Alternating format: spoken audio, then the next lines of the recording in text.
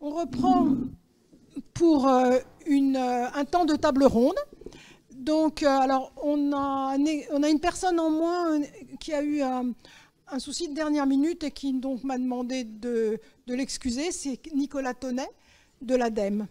Donc, du coup, on va avoir une table ronde à 3. Donc on a Anne-Hélène Prieur-Richard qui est responsable du département environnement, écosystème, ressources biologiques de l'ANR, département qui pilote le programme éco-phytomaturation notamment. Nadia Secker qui est responsable sectoriel bioprocédés environnement à la direction de l'innovation de BPI France, donc la Banque publique d'investissement. Et Philippe Vissac, qui est le coordinateur de la stratégie d'accélération système agricole durable et équipement agricole. Donc cette stratégie d'accélération qui, comme vous le savez, fait partie du 4e programme d'investissement d'avenir. Donc la manière dont on va s'organiser, c'est qu'ils vont rapidement à tour de rôle se présenter, au sens présenter la nature de leurs organismes et de leur activité, rapidement, hein, si c'est possible, 2-3 minutes chacun. Ensuite de quoi je leur poserai 2 questions sur le programme maturation, la chaîne recherche-innovation, ce dont on a discuté jusque-là. Puis il y aura des questions à ce moment-là de la salle s'il y en a. Et enfin un 3e temps de discussion, ce qui sera peut-être plus prospectif, hein, où on pourra discuter, où ils pourront réagir à vos questions et également réfléchir plus largement à l'articulation possible des différents instruments existants et aux possibles évolutions des dispositifs de financement qui existent aujourd'hui. Voilà, donc je vais passer la parole à ma voisine, Anne-Hélène Prieur-Richard. Je ne sais pas s'il faut changer de micro ou pas, vas-y. Bonjour et merci d'être encore là dans la salle à cette heure-ci ou derrière vos ordinateurs. Donc l'Agence nationale de la recherche, je pense que vous connaissez à peu près tous, au minimum via vos projets. Mais voilà, donc dans le continuum là qu'on a ici autour de la table, on se trouve un peu plus du côté de la recherche fondamentale. C'est un peu plus notre cœur de métier, même si en fait on a un continuum qui nous permet, comme vous l'avez vu via éco-phytomaturation, mais également quelques autres instruments, d'aller vers une recherche plus partenariale avec le secteur privé pris dans un sens large. Donc on a, je pense que vous le savez, l'appel à projet générique, qui est notre plus gros appel national, et sur lequel la partie importante, je dirais, est le fait que ce soit des projets qu'on appelle issus de la communauté, c'est-à-dire investigator driven en anglais, et qui vont se compléter en fait grâce à des appels qui sont plus spécifiques. Alors bien sûr, on a éco-phytomaturation que vous connaissez tous, mais également on a les challenges qui permettent d'aller vers des recherches très ciblées autour d'une question de recherche spécifique. Et puis on a également une implication assez large dans les questions européennes et des appels internationaux. Et je pense qu'il y a un développement d'Horizon Europe qui est intéressant pour la communauté aujourd'hui, qui est le partenariat agroécologique qui est en train de se mettre en place, qui est en train d'émerger, dans lequel justement on porte un message au niveau français de vraiment l'ancrer dans la recherche et en même temps d'aller vers des living labs. Donc on a vu tout à l'heure par exemple tout le réseau DEFI pourrait servir par exemple à quelque chose en France et après à permettre des comparaisons avec l'international. Et puis quand on arrive sur des choses plus recherche partenariale, on a 2 instruments, mais je pense qu'on en parlera un peu plus après, qui sont les LabCom, donc les laboratoires communs, et puis les chaires industrielles, qui là vont permettre d'aller vraiment plus loin dans l'engagement avec des entreprises de différentes tailles. Donc en fait, c'est sur ce continuum-là qu'on interagit, même si on est très ancré au niveau fondamental. Et pour nous, il est extrêmement important de garder ce continuum, également ce continuum recherche investigator driven à la recherche très ciblée.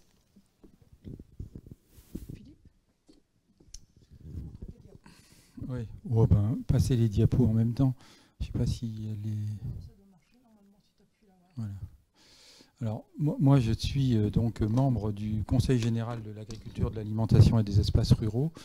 Et depuis un peu moins d'un an, je m'occupe comme Florence l'a dit, donc de coordonner cette stratégie d'accélération qui est devenue le volet agricole de France 2030. En gros, cette stratégie était dotée de 430 millions d'euros et maintenant, on est dans un ensemble qui représente 2,8 milliards et dans lequel il y a un certain nombre d'actions. C'est surtout ça qui va nous intéresser cet après-midi. Donc 2,9 milliards, dont on a déjà consommé à peu près 190 millions.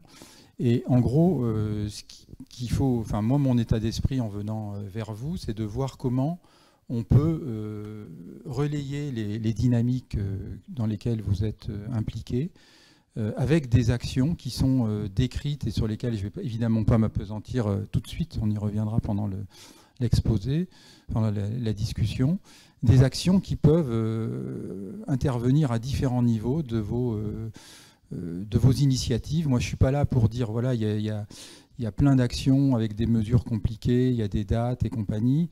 On est là pour vous écouter, voir les projets que vous avez et qui sont notamment décrits, très bien décrits dans le document de séance, et de voir comment on peut les relayer vers le monde agricole. Parce que j'ai coutume de dire que le PIA 4 France 2030, ce n'est pas le PIA 3 bis ni le PIA 2 terre. Il y avait déjà eu beaucoup d'argent qui a été mis dans les programmes d'investissement d'avenir. Bon, il ne me revient pas ici de dire si ça a été utile, mais enfin bon, à un moment donné, il faudra se poser la question.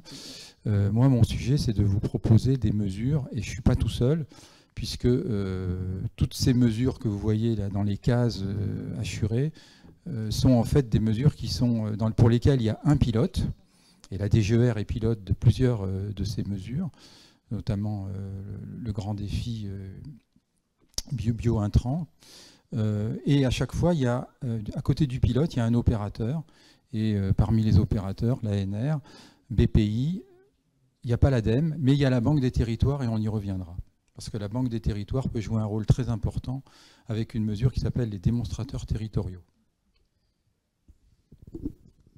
Ok, merci Philippe. Nadia.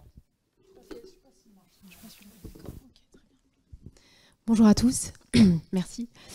Donc, je suis Nadia Secker, je travaille à BPI France, c'est la banque publique d'investissement. Donc on est une banque qui accompagne les entrepreneurs et les entreprises à tout leur stade de développement, hein, depuis la création jusqu'à leur phase de croissance et leur développement à l'international. On a différents métiers, je vais pas expliciter les différents métiers de BPI France, mais on a un métier au sein de BPI France qui est le métier de l'innovation, hein, le soutien à l'innovation, au travers d'une direction de l'innovation qui est celle à laquelle j'appartiens, qui est composée donc de différentes directions, des directions régionales avec des interlocuteurs qui sont des correspondants locaux pour les porteurs de projets, les industriels, et puis une direction qui est un peu plus nationale, qui est celle à laquelle j'appartiens, qui est la direction de l'expertise, au sein de laquelle en fait nous opérons pour le compte de l'État un certain nombre d'appels à projets dans le cadre de France 2030, comme l'évoquait Philippe, notamment les appels à projets relatifs à la thématique agricole et alimentaire. Donc on est un ensemble de responsables sectoriels qui avons la responsabilité d'un secteur d'activité. Donc moi je suis en charge des bioprocédés de l'environnement, donc je vois passer les dossiers relatifs au biocontrôle, aux microalgues, aux bactéries, aux ferments, aux probiotiques, pour n'en citer que quelques-uns, donc c'est assez varié. Et donc notre mission en fait est d'évaluer en fait les projets portés soit par des industriels seuls ou soit par des consortiums qui intègrent donc des laboratoires de recherche, entre autres, et donc d'évaluer leurs projets de R&D innovants et de voir quelles sont les potentialités en fait de transfert vers le marché des projets qui sont déployés. Donc nous faisons ça avec l'aide évidemment d'experts externes que nous mandatons et donc voilà, je vais m'arrêter là, je pense. Merci. les micros fonctionnaient, donc c'est formidable, on en a chacun un. Donc du coup, la première question, peut-être la plus simple que je vais vous soumettre à tous les trois, c'est finalement qu'est-ce qui se passe après un projet éco-phytomaturation. Parce qu'on a vu ce matin comment tous ces projets étaient riches d'innovations potentielles, mais on a fait ça pour passer un cap particulièrement difficile, qui est ce passage de TRL 4 ou 5 à 5, en tout cas ce partenariat entre les laboratoires de recherche qui avaient déjà des projets, des résultats avérés, et une étape supplémentaire vers l'innovation. Je crois qu'on a été assez convaincus, en tout cas moi je l'ai été, des différents projets qui nous ont été présentés, et en même temps on sent bien que dans la majorité des cas on ne va pas encore tout à fait jusqu'au bout de l'histoire. Alors ce qui nous intéresse, c'est bien d'aller jusqu'au bout, d'aller jusqu'à des solutions opérationnelles. Alors effectivement on peut généraliser, on peut ouvrir ma question. La question que je viens de poser, elle est un peu précise. On peut la poser de manière plus générale. Vous pouvez y répondre de manière plus générale si vous en avez envie, de manière plus générale sur finalement comment au mieux aider à passer le long de ce chemin d'impact, comme nous a expliqué Mireille Matt tout à l'heure, de la recherche vers l'innovation. Donc, je ne sais pas qui est-ce qui veut se présenter en premier. Moi, je dirais, peut-être on peut garder le même ordre. Anne-Hélène, vas-y. Merci. Donc, tout à l'heure, j'ai mentionné... alors, on peut repartir sur un tas de projets, en fait, en fonction des questions que votre projet va ouvrir. C'est-à-dire, il y a la partie aussi de nouvelles questions de recherche qui s'ouvrent. Et dans ce cas-là, on peut repartir sur des projets plus fondamentaux. Mais si on veut garder la perspective du chemin d'impact, là encore, ça dépend un peu des résultats qui puissent sortir. J'ai parlé tout à l'heure des appels challenge qui, en général, répondent à une question précise, c'est-à-dire l'ensemble des projets adressent la même question précise qui est un verrou, soit méthodologique, soit technologique, soit autre, où on a besoin de travailler, de mettre un peu en concurrence intelligente plusieurs équipes qui vont essayer de trouver les solutions les plus adaptées. Donc ça dépend beaucoup. On a eu beaucoup de projets sur le biocontrôle, mais ce n'est pas dit à la base qu'on retombe sur une question de recherche particulière. Après, ce qui est plus dans la lignée, je dirais, de la continuité du chemin d'impact, ce sont les laboratoires communs, donc les LabCom, où là, on a un partenariat qui commence à être fort entre une équipe de recherche du monde académique et une société privée en général qui va d'une petite à moyenne taille d'entreprise, en fait, où là, ils vont pouvoir avancer main dans la main pour développer vraiment la partie innovation, enfin continuer à construire sur la partie que vous avez déjà bien avancée en fait dans le projet éco-phytomaturation. Et après, suivant la taille également de l'entreprise, puisque les chaires industrielles, elles, s'adressent en général à des entreprises plus grosses, mais là, on va encore à un cran d'aboutissement ou d'élargissement de la coopération entre l'équipe académique et la société privée en fait à laquelle vous vous associez pour développer en fait le produit final qui pourrait être mis en application, commercialisé s'il y avait une commercialisation. Donc ça dépend un peu il y a aussi tout un aspect de recherche, d'enseignement pardon dans les chaires industrielles, donc c'est un peu différent comme type de mécanisme, mais ça fait partie des outils qu'on peut trouver à l'agence pour poursuivre dans des projets quand on a déjà un socle suffisant de connaissances et d'avancées technologiques. Et après, en fait, c'est beaucoup... c'est beaucoup les collègues. Alors, c'est beaucoup les collègues. Voilà, alors. comme l'ADEME ou BPI France qui prennent le relais là pour aller aussi plus loin. Philippe, vas-y, tu veux. Ça doit marcher dans ton micro. Oui, c'est fait pour marcher. Ah bon. Là, vous m'entendez? C'est bon. Oui, alors bon, moi, en venant là, pour cette table ronde, moi, je voudrais tout de suite préciser que France 2030 a ciblé des filières clés, donc le biocontrôle et les biostimulants, la robotique agricole, la génétique, et notamment sous ses aspects les plus, on va dire, les plus risqués, y compris des NBT. Je sais que ça fait polémique dans la maison INRAE, enfin bon, voilà. Et bien entendu, tout ça dans un environnement numérique qui est extrêmement mouvant. Bon. Et moi, en venant, je me suis dit, pour moi, il y a 5 points sur lesquels il faut qu'on réfléchisse, et qu'on réfléchisse en regardant comment les outils peuvent vous aider à progresser. Alors, le premier point, c'est celui évidemment des leviers, celui qui sont largement décrits dans le document, c'est-à-dire on part d'une échelle TRL très basse, on essaye de comprendre, d'essayer de voir un peu comment fonctionnent des mécanismes, ça a été dit tout à l'heure, donc des mécanismes complexes qui impliquent des interactions avec la plante et des micro-organismes qui sont autour. Bon, ça c'est vraiment un sujet sur lequel on peut travailler avec l'ANR, et notamment, je pense que c'est un sujet qui peut trouver sa place dans le grand défi biocontrôle biostimulant. Bon, alors après, tout ne relève pas évidemment dans vos réflexions d'éco-phyto de ce grand défi, mais s'il y a des questions qui tournent autour du machinisme intelligent, on peut réfléchir avec le grand défi robotique. Bon voilà, ça c'est pour les échelles TRL basses. Il y a un deuxième sujet qui est évidemment l'intégration des leviers dans des systèmes, mais dans des systèmes réels, c'est-à-dire des systèmes.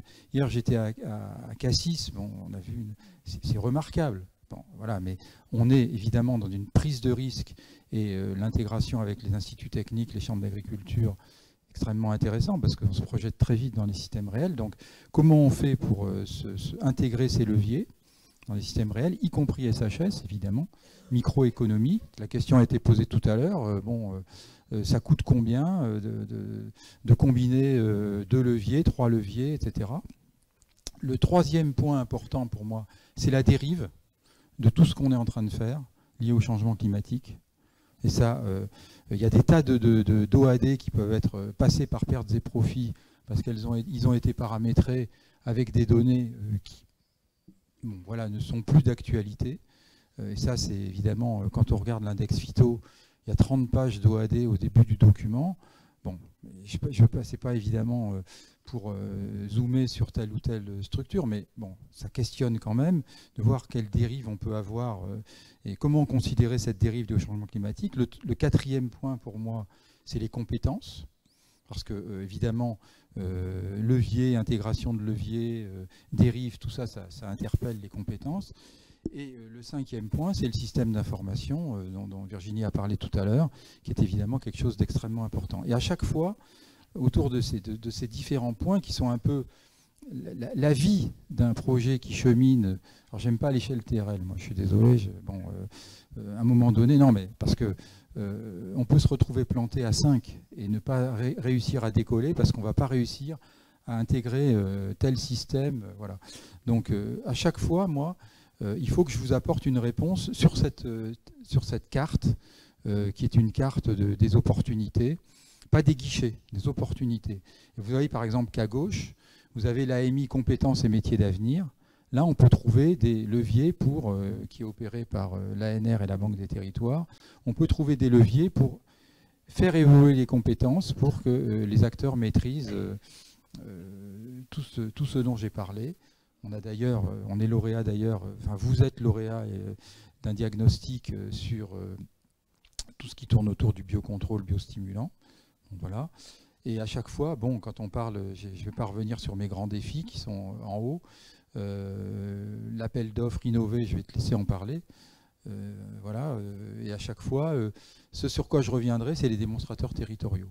Mais on essaye à chaque fois d'avoir une réponse autour d'une intégration, mais d'une intégration avec un feedback.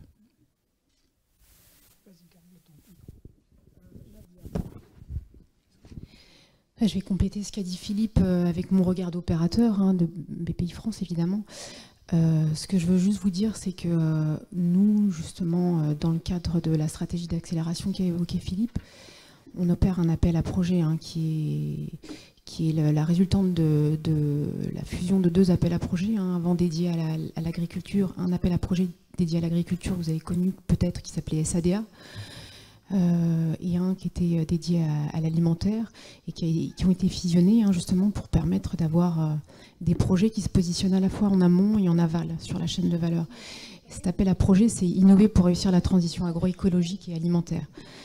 Voilà, donc en fait c'est un appel à projet qui est destiné, je pense, à prendre le relais des co-phytomaturation, comme le disait Philippe, puisqu'en fait les dossiers qui sont éligibles, les projets qui nous sont présentés soit par des consortiums qui intègrent des laboratoires de recherche, mais qui doivent être nécessairement portés par des entreprises, parce que BPI France a vocation à financer avant tout des entreprises, ou des projets qui sont portés par des industriels seuls, quelle que soit leur taille d'ailleurs, j'insiste sur ça, aussi bien pour un consortium que pour un partenaire seul, c'est une entreprise quelle que soit sa taille, parce que je sais que j'ai discuté avec des scientifiques, des chercheurs qui me disaient que c'était difficile d'aller mobiliser, notamment sur le sujet du contrôle des grandes entreprises ou des moyennes entreprises, donc il ne faut pas se mettre de barrière, on est assez ouvert par rapport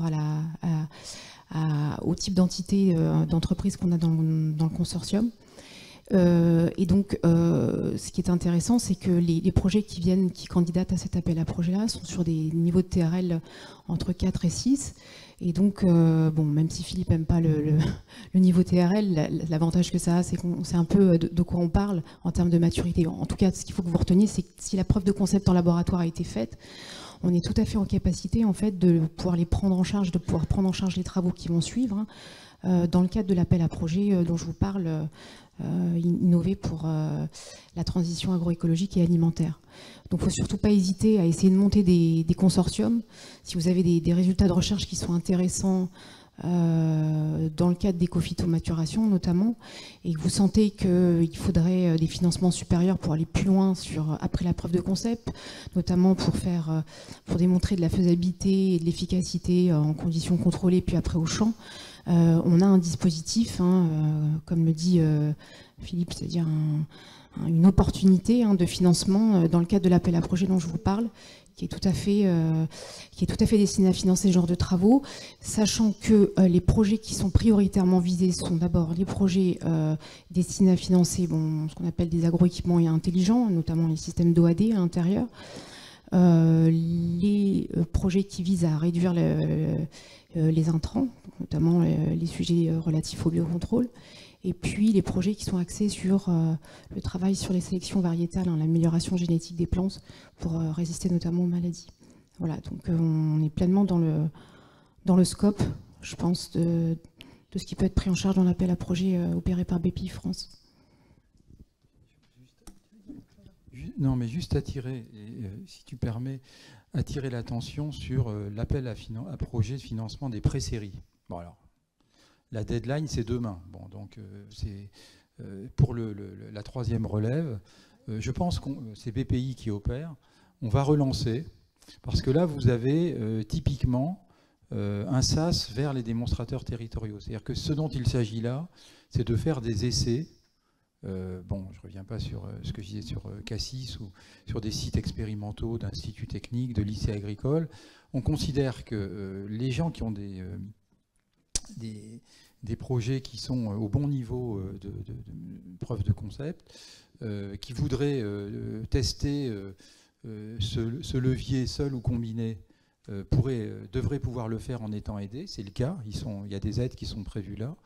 Et le faire sur plusieurs sites, non pas se balader avec un site, et le faire sur plusieurs sites en même temps, ce qu'on appelle pré-série, pas prototype, pré-série, et donc pouvoir le faire en faisant abstraction du fait que le site est à un agriculteur, à un lycée agricole, à un institut de recherche, à un institut technique ou à une chambre d'agriculture, à une coopérative. Et ça me paraît extrêmement intéressant de le souligner. Je trouve que c'est un outil qui vient assez bien compléter, innover pour ce que tu as dit tout à l'heure, l'appel d'offres. Voilà. Alors, je ne sais pas si je peux parler des démonstrateurs territoriaux. Bon, donc opéré par le troisième opérateur de France 2030, Objectif 6, qui n'est pas ici présent, la Banque des territoires. Là, il s'agit et on va avoir les premiers lauréats. On a 7 lauréats qui vont être annoncés dans pas longtemps. Il s'agit de s'intéresser sur un territoire donné au déploiement de plusieurs types d'innovations, y compris l'innovation organisationnelle. Bon, il y a un sujet sur lequel je suis arrivé à la fin de l'intervention de Virginie, mais bon, il est bien évident que ce dont on parle là, c'est des formes modernes d'accompagnement des agriculteurs. On n'est plus, par exemple, sur des CUMA. Il faut bien sûr toujours des CUMA, mais on est pour l'accompagnement sur du service écosystémique. Je ne sais pas s'il faut inventer des formes modernes de coopération autour de ça. C'est un peu, d'une certaine façon, toutes les réflexions des PEI, des groupes défis, etc. Sur quoi ça peut déboucher?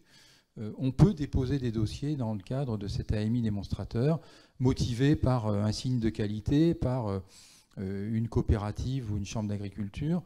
Bon, il y a une exigence qui est évidemment liée au métier de la Banque des territoires, c'est qu'il y a une collectivité territoriale. Et là, vous avez une relève le 2 décembre. C'est peut-être un peu juste. On était tout à l'heure, d'où mon retard, en train de regarder les dépôts qui ont été faits sur Innovazote. On est content parce qu'on a 11 lettres d'intention. On va faire des choses sur les nitrates. On peut aussi en faire sur les sujets éco-phyto, bien entendu. Ok, donc alors, moi la question maintenant que j'ai, c'est est-ce que ce dispositif-là, tel qu'on l'a à l'écran, il couvre l'ensemble de ce dont on a besoin, en particulier pour la question que l'on a traitée aujourd'hui des projets qui contribuent au plan éco-phyto dans cette phase particulière de maturation. On a eu quand même dans les discussions autour des projets, des remarques autour de l'approche quelquefois très technologique des solutions proposées, en se disant est-ce qu'on prend suffisamment bien en compte les innovations organisationnelles, les innovations liées aux aspects d'adoption ou plus généralement au-delà, en fait, simplement. Alors, au plus loin, on est sur des OAD et des services, certes, mais il y a quand même pas mal d'autres dimensions d'organisation de territoire ou de filière. Est-ce que ça, c'est couvert? Est-ce que ça doit être dans un futur appel éco-phyto-maturation, si on en fait un, ou est-ce que c'est couvert ailleurs? Comment ça s'articule par rapport à ce qu'on a vu aujourd'hui? Bon, c'est plus une réflexion que je vous soumets là, mais je serais contente d'avoir vos avis aux uns aux autres sur ces aspects un peu et qui du coup sortent vraiment de la question montée en TRL. Ce n'est pas seulement de la montée en TRL, c'est comment on finance finalement ce qui n'est pas juste de la production d'un nouveau produit. Est-ce que vous avez des choses à me dire là-dessus? Bon, alors, donc là, j'ai mis à l'écran un des outils qui est décrit, une des mesures qui est décrite dans le schéma d'ensemble. C'est une des cases du schéma d'ensemble, qui est le grand défi biocontrôle. Il y a un pendant grand défi, je regarde Xavier, puisqu'il est impliqué dans les deux. Donc un grand défi robotique agricole. Et ces deux grands défis ont été organisés, j'essaye de répondre, c'est pas, ont été organisés autour de 3 axes. Et donc il y a un axe un peu de pilotage ouvert, innovation ouverte avec public et privé, qui doit déterminer un certain nombre d'objectifs communs. Et notamment par rapport à un portefeuille de projets comme ça, regarder ceux qui présentent le plus de potentiel et qui sont les plus près d'un déploiement.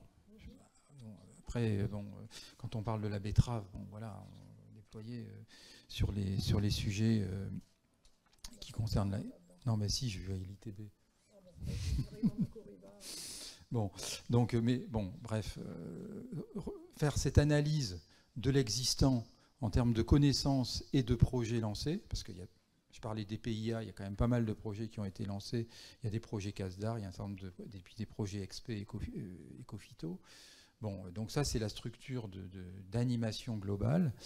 Il y a à gauche, là, oui, donc l'axe 2, qui est un peu l'appui que les communautés de recherche, développement et innovation vont apporter donc, à ces porteurs de projets pour les déplacer depuis preuve du concept du levier jusqu'à appropriation par les agriculteurs. Donc c'est ce qu'on a appelé une infrastructure distribuée, dans lesquelles il y a évidemment des chercheurs d'INRAE ou des enseignants-chercheurs des enseignements supérieurs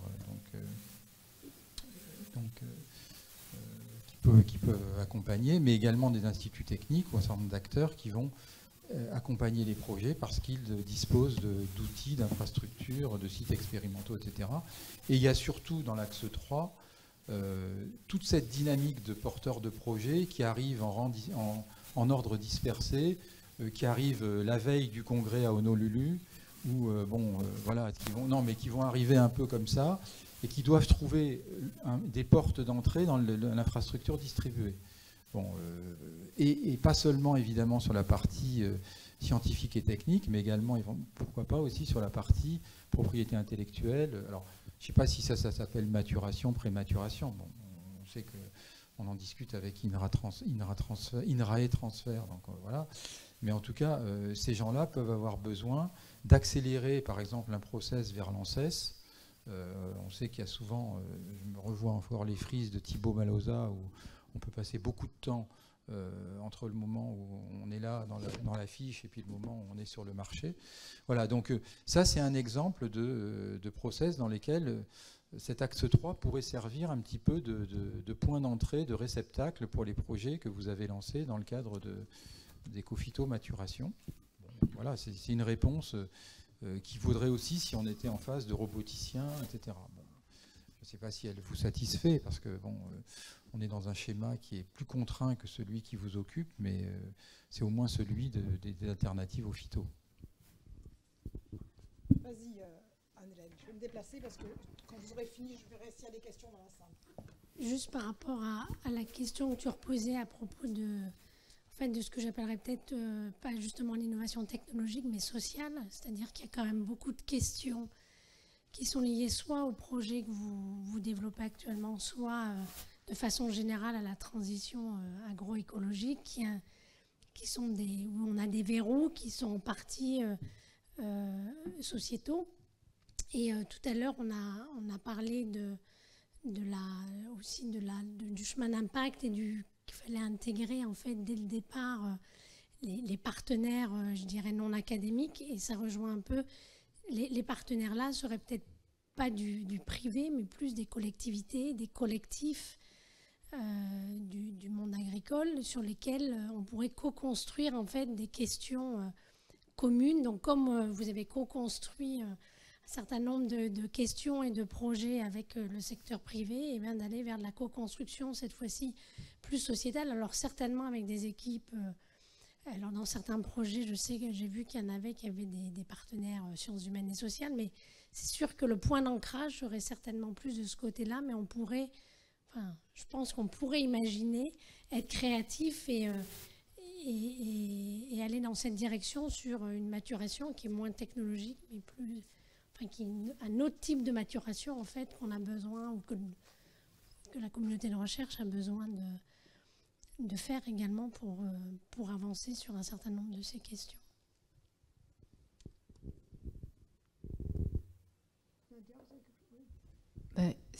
C'est un peu compliqué pour moi de répondre dans la mesure où c'est vrai que nous, ce qu'on regarde d'avant tout, notre prisme à nous, c'est la présence d'entreprises en fait dans les consortiums, puisqu'on est destiné à financer avant tout des entreprises.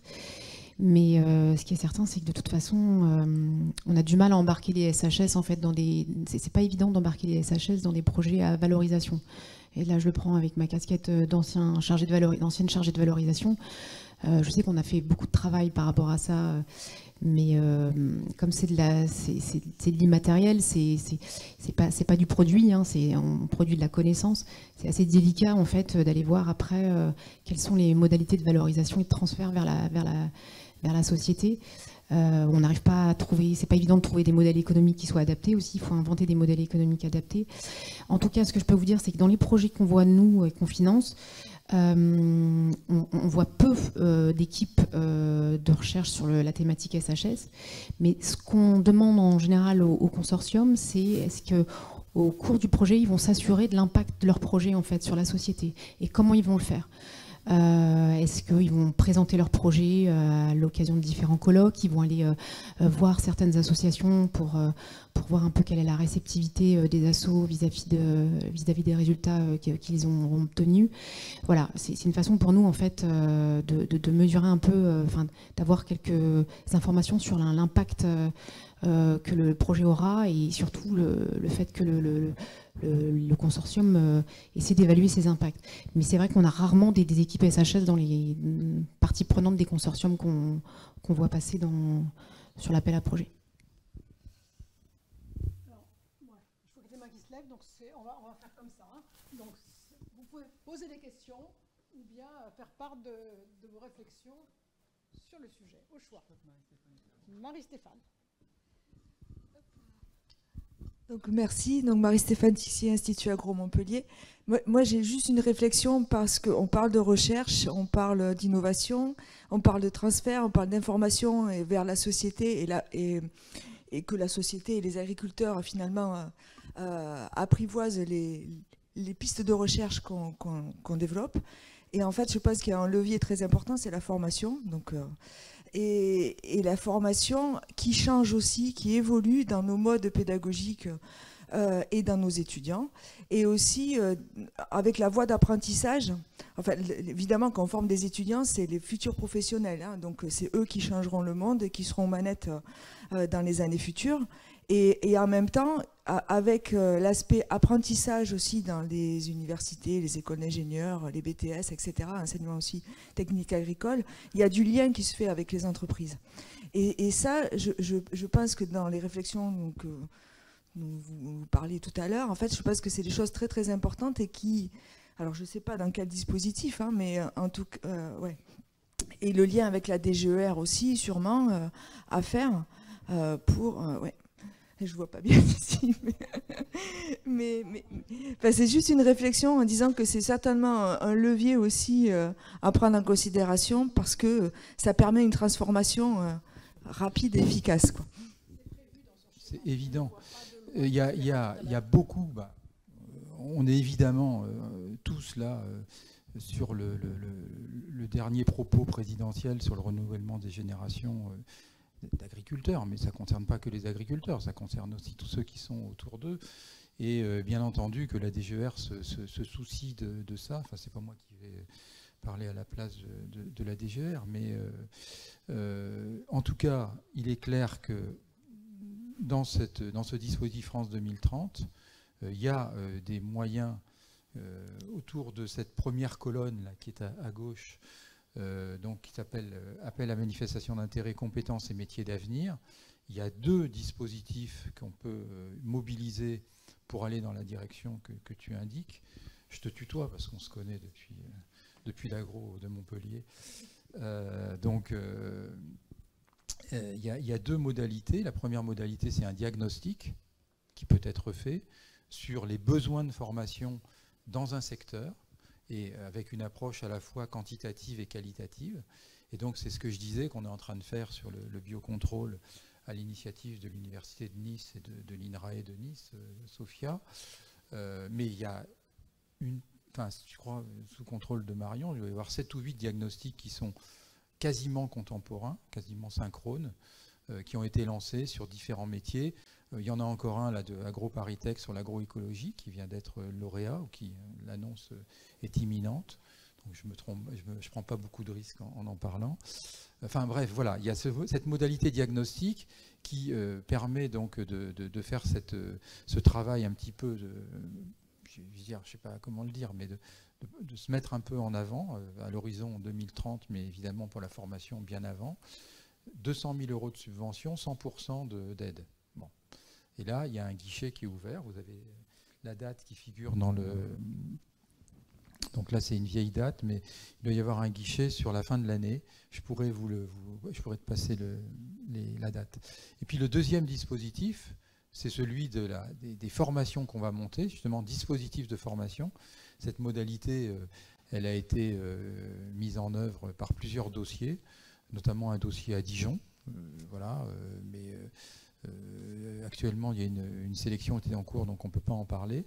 Et là, c'est des dispositifs, c'est minimum 1 million d'euros de subvention, et la subvention est maximum de 70%. Voilà. Donc, et là, toutes les écoles, on s'adresse à des consortiums, écoles, professionnels. On ne veut pas une famille qui vient parler au nom des autres. Il faut qu'il y ait une démarche un petit peu de rassemblement. Et on pourrait imaginer, par exemple, sur la robotique, de faire la même chose. Enfin, voilà. Bon, voilà. Après, on ne va pas tout régler, parce qu'on sait très bien qu'il y a des problèmes de salaire à l'entrée, de carrière et compagnie. Mais voilà. En tout cas, sur la formation, cette enveloppe, et il y a une sous-enveloppe pour le secteur agri à Nîmes. Ouais, ce sera une remarque et je vais essayer de la faire brève. Moi, j'ai l'impression qu'il y a une schizophrénie ou une contradiction totale entre le système qui nous finance et la façon dont on voit l'innovation et les objectifs qu'on a partagé aujourd'hui, qui est celui aussi d'agir sur le système dans le sens reconception de culture. Aujourd'hui, quand on nous dit bon bah votre projet il est cool, vous avez eu l'argent dont on est en train d'avoir aujourd'hui. Après c'est quoi? C'est BPI, c'est SATT. C'est-à-dire c'est quoi? En fait c'est de l'investissement. C'est-à-dire qu'on est dans un contexte où la seule façon de valoriser ou de continuer à avancer dans notre travail, et la valorisation c'est une valorisation en vendant le truc et à travers de l'API. Et ça, c'est pas totalement ou très particulièrement compatible avec l'idée de reconcevoir les systèmes, parce qu'une fois que tu as reconçu ton système, bah, il n'y a pas forcément un produit à vendre. Et donc, je pense qu'on est un peu coincé de ce côté-là, et au final, on est canalisé par l'infrastructure dans un certain type d'innovation qui, en fait, ne répond qu'à moitié aux enjeux. C'est une position, pour moi, je pense que c'est une lecture politique. Il y a certains syndicats agricoles, plutôt qui se disent paysans d'ailleurs, qui te diraient, ben, en fait, non, c'est pas ça l'innovation dont on a besoin au XXIe siècle. Voilà, donc je pense qu'on est face à cet obstacle structurel en tant que chercheur. Cette question classique que j'ai déjà évidemment, à laquelle j'ai déjà eu à répondre. On est dans un système, en effet, on essaye d'atteindre plusieurs objectifs en même temps. Bon, on met de l'argent public, ça représente beaucoup d'argent, et bah oui, si, bah pourquoi non? 70 millions par an pour Ecofito ? Pardon? Ah, moi je vous parle pas, moi je vous parle de l'ensemble que représente tout ce dispositif qui vient accélérer. Ecofito, certes, il n'y a peut-être pas assez. Avec les 41 millions d'euros, on peut demander comment on alloue les 41, les 30 millions en région, etc. On peut en discuter. Moi, ce dont je vous parle, c'est comment dire, de ce que peut vous apporter en plus ce dispositif-là. Bon, alors, on a, évidemment, quand on s'adresse à BPI, à un moment donné, on va parler propriété intellectuelle, chiffre d'affaires.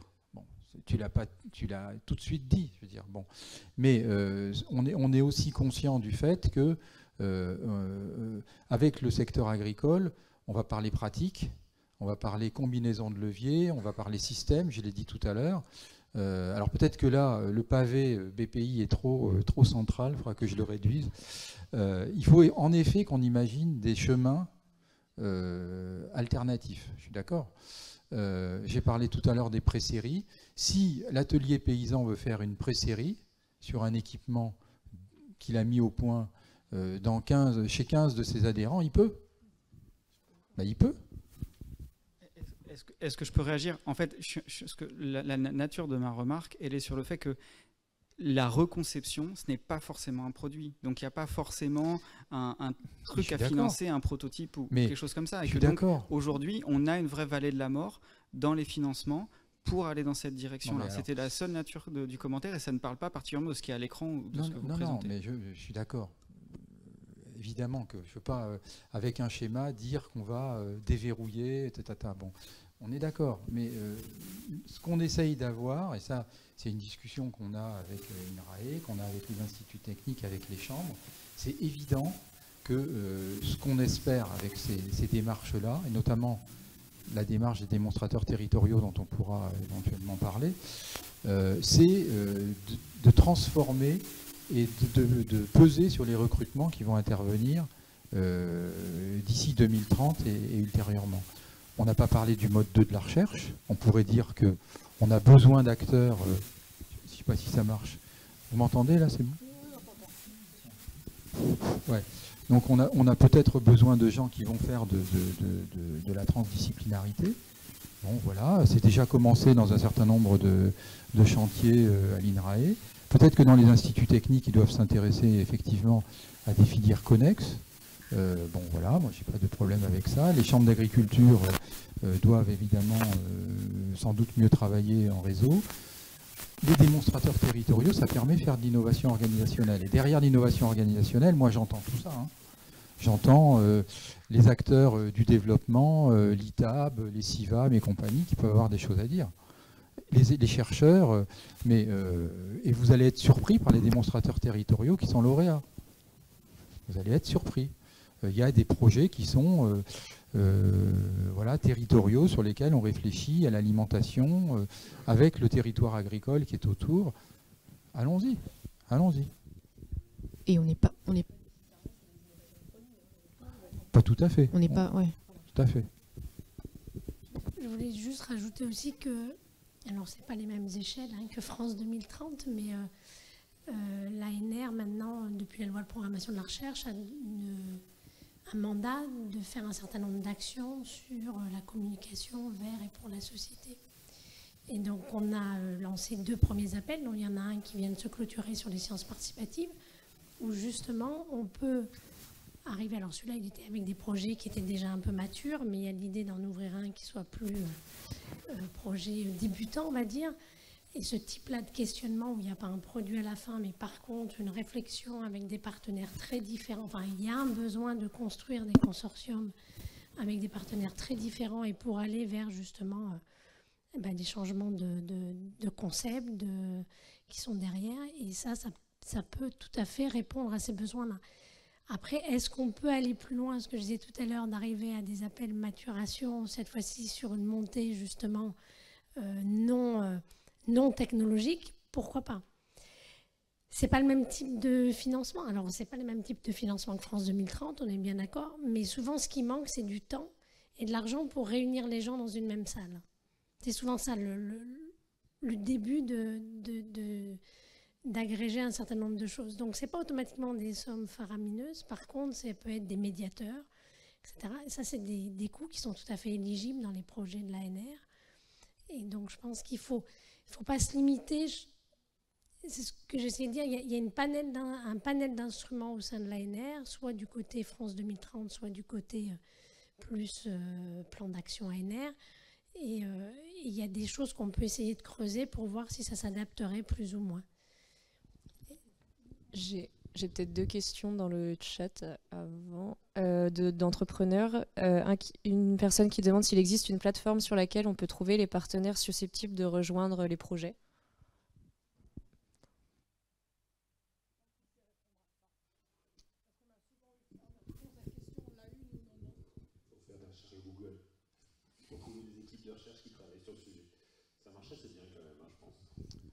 Les SAT. Une entrepreneuse. Les SAT devraient aussi pouvoir jouer un rôle dans cet aspect-là. L'agence ne le fait pas parce ça entraîne des conflits d'intérêts, de prendre position ou de donner des partenaires, mais... Okay. Et un entrepreneur aussi qui dit qui dirige une start-up à travers laquelle il a valorisé ses travaux de recherche. Existe-t-il un moyen pour rejoindre des projets académiques afin de mettre en place un éventuel processus de valorisation ?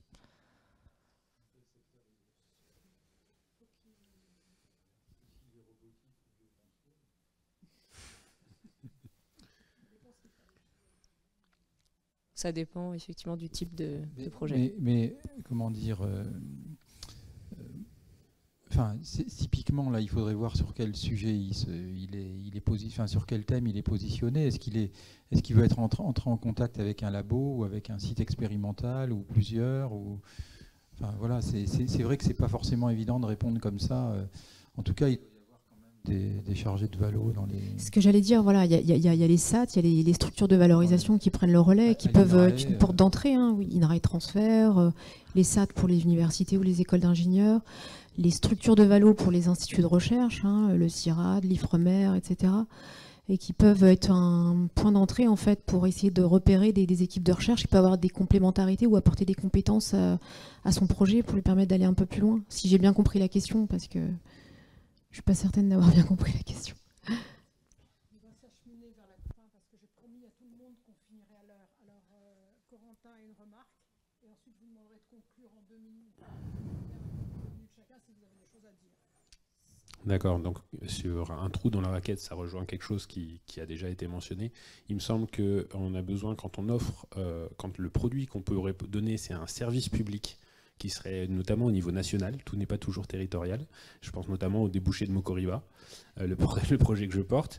On n'a pas forcément d'appel à service, alors c'est pas forcément, c'est jamais éternel, mais quelque chose qui dise, bon, ben, on va garantir la pérennité de quelque chose qui est déjà en place, avec une certaine montée en puissance pendant, disons, 5 ans par exemple, et qui a une vocation de service public, qui n'a pas une vocation d'être où on paye pour le service. Il me semble que ça, c'est vraiment quelque chose que vous n'avez pas du tout, et qui serait le pendant de ce que fait BPI France pour des entreprises.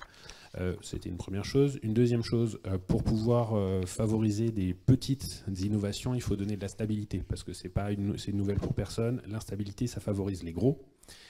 Dans tous les domaines, l'instabilité législative, l'instabilité de tout. Et du coup, la stabilité des données et l'accessibilité des données, je pense notamment les données d'épidémiosurveillance, donc que j'ai déjà évoqué au début de la journée, mais aussi les données agrocistes, toute cette base de données sur comment fonctionnent les fermes qui arrivent à réduire leur phyto, il faut que ça puisse être des choses qui percolent et qui percolent de manière stable, avec des interfaces stables pour qu'un maximum de petits puissent construire là-dessus. Et une dernière chose, c'est que vous avez plein de choses qu'il faut rentrer des sous, mais on a un problème sur la sortie des sous aujourd'hui dans les laboratoires. On a une saturation des cadres de la recherche en général, en gros sur tout ce qui est maturation en agriculture. Et cette saturation est notamment due aux difficultés de recrutement de personnel. Encore, c'est un exemple Mokoriba très centré, mais j'ai quand même formé 3 personnes au niveau Master 2 sur des choses où ils faisaient exactement ce dont j'avais besoin pour pouvoir continuer dans le projet. Et ils sont tous partis soit faire de la recherche à l'étranger, soit travailler dans des grandes entreprises françaises, parce que tout simplement, on n'a pas des grilles de salaire qui permettent de les payer à la hauteur de ce qui permettrait d'aller vers de l'innovation un peu brutale, quoi, un peu sérieuse.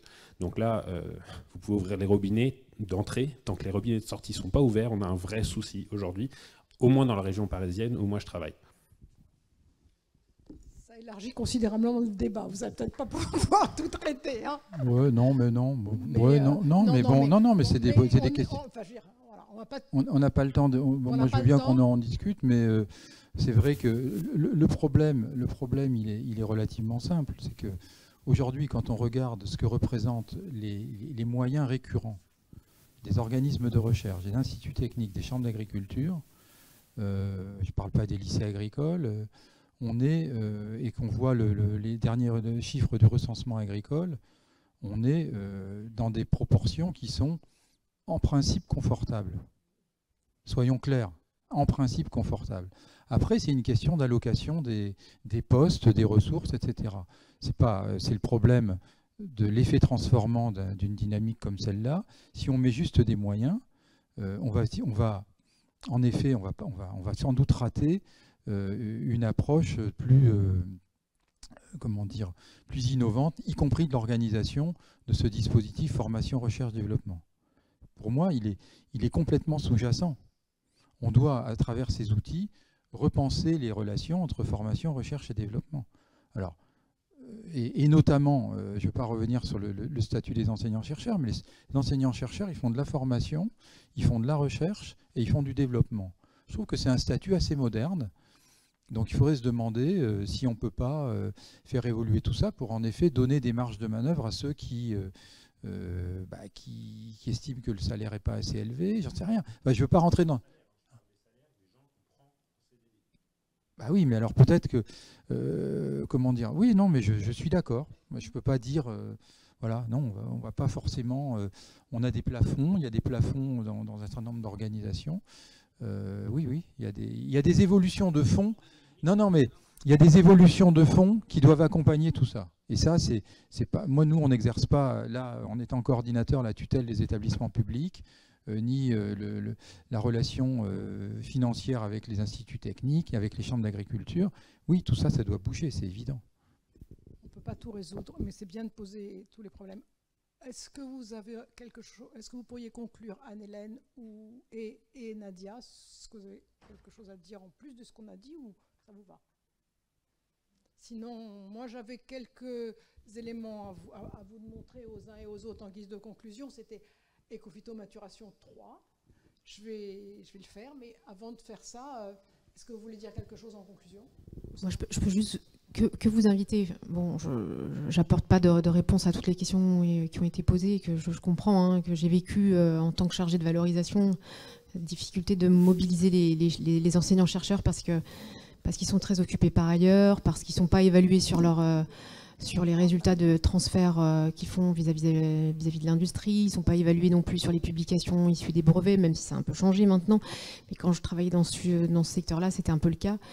Je peux juste vous inviter, en tout cas, hein, avec ma casquette BPI France cette fois-ci, à vraiment vous rapprocher de votre structure de valorisation. Si vous avez des projets dans le cadre d'éco-phytomaturation, hein, notamment sur le sujet du biocontrôle, qui ont des résultats intéressants, mais que vous sentez qu'il manque de la maturation, n'hésitez surtout pas à vous rapprocher de vos structures de valo pour aller plus loin pour candidater à notre appel à projet AgriAlim, qui est vraiment, je pense, un bon relais en tout cas du programme Ecophytomaturation. Moi, je voulais juste revenir sur un point pour te passer le relais, Florence, puis en même temps, pour revenir sur ce que disait Mireille tout à l'heure sur le chemin d'impact et sur la phase de départ, en fait. C'est-à-dire ce que l'on peut voir de façon générale, c'est que cette phase de départ, avant même Ecophytomaturation, quand on met les consortiums en place, donc quand on les co-construit, de penser, alors après ça changera au cours des projets, mais de penser à la vision globale et déjà là où on veut aller et avec qui on veut y aller et essayer de voir si on peut trouver les partenaires nécessaires. Et je pense que ça, c'est un aspect qui est extrêmement structurant à la base et va jouer tout au long du projet après, en fonction de ce qui s'est passé à ce moment-là. Donc voilà, c'est l'aspect que je voulais Bon, merci beaucoup à tous les trois. Donc en 3 minutes ou en 1 minute, je ne sais pas, je vais vous donner quelques éléments parce que c'est au programme, hein, sur la prochaine appel Ecophytomaturation édition 2023. Donc on n'a pas les dates. Donc ces dates, pour l'instant, elles sont suspendues à une décision qui est en cours de maturation, on va dire.